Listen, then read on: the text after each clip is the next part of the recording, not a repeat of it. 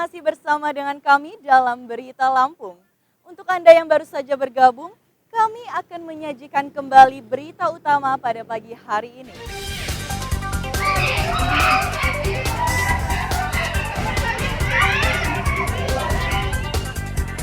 Seorang pria tewas dibunuh di Pasar Gedong Tataan Pesawaran akibat dituduh menggoda istri pelaku.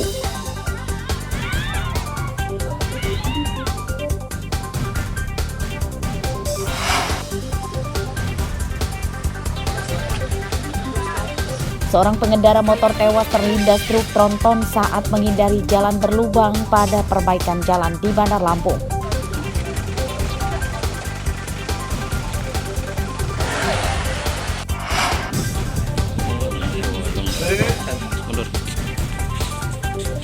Seorang begal motor bermodus motornya mogok di Lampung Selatan ditembak kakinya.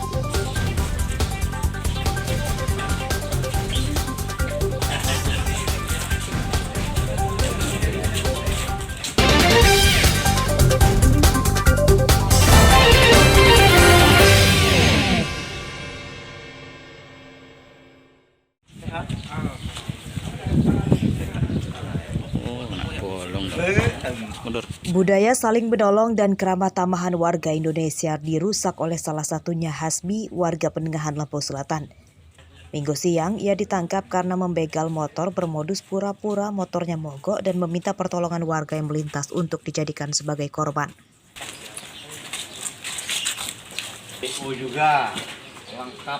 Tersangka membegal seorang pelajar yang menghentikan korban dan berpura-pura meminta diantarkan pulang ke rumahnya akibat motornya rusak.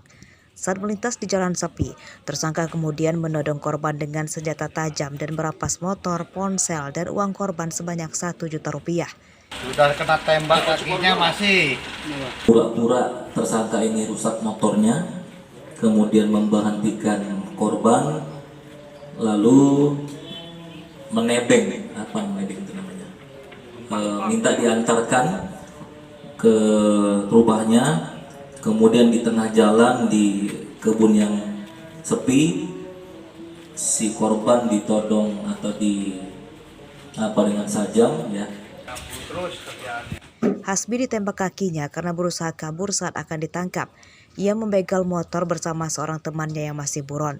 Tersangka menyatakan uang hasil membegalnya dipakai untuk membeli narkoba sabu-sabu. Kakinya masih, lakuin lagi, naik tingkat. Jadi pelaku curas.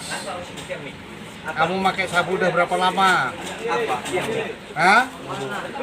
Barunya berapa tahun? Hah? Hah? Berapa bulan ini?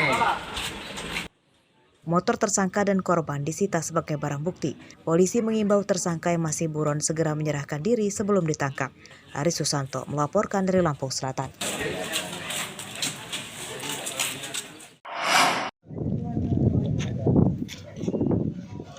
Kepolisian Polda Lampung menggerebek sebuah rumah di Terbanggi Besar, Lampung Tengah yang dijadikan penampungan calon tenaga kerja wanita atau calon TKW ke Malaysia secara ilegal.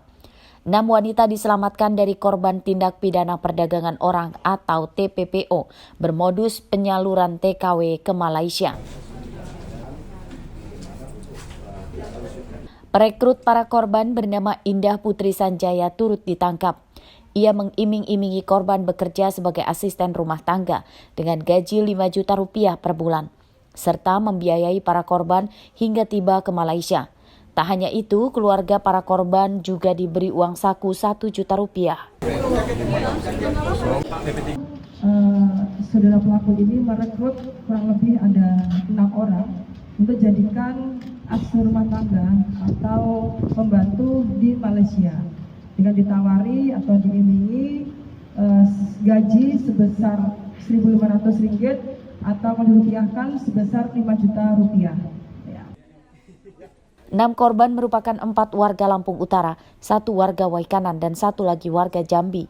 Para korban dievakuasi petugas PPA Polda Lampung untuk membantu menghilangkan trauma sebelum diserahkan kepada keluarganya masing-masing. Jeffrey Arifin melaporkan dari Lampung Selatan.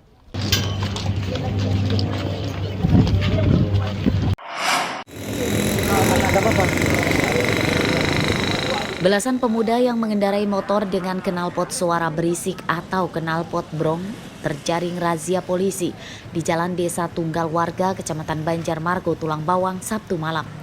Motor yang ditangkap kemudian didata.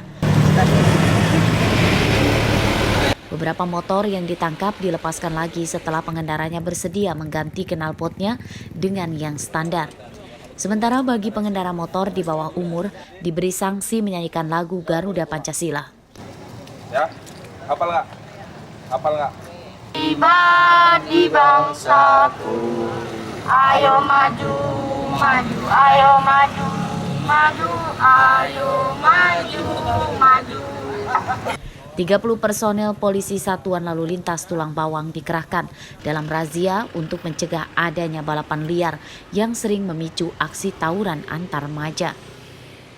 Untuk mengantisipasi kegiatan ataupun keramaian masyarakat, terutama di malam minggu, kami beserta dengan sekitar 30 personil melaksanakan patroli dan memberikan himbauan dan juga terhadap beberapa kendaraan yang kami anggap tidak memenuhi spesifikasi teknis dan membahayakan keselamatan pengemudinya, maka kami amankan. Hingga akhir razia, polisi menyita 6 motor berknalpot brong dan pengendaranya tidak membawa STNK dan SIM. Mustaqim melaporkan dari Tulang Bawang.